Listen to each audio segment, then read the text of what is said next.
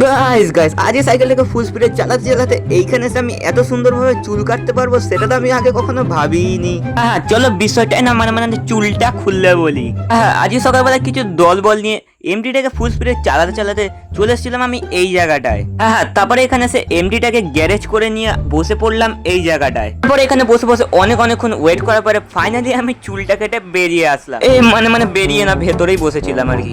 আর guys তোমরা খালি একবার সেলুনের ভেতরে ভিড়টা দেখো।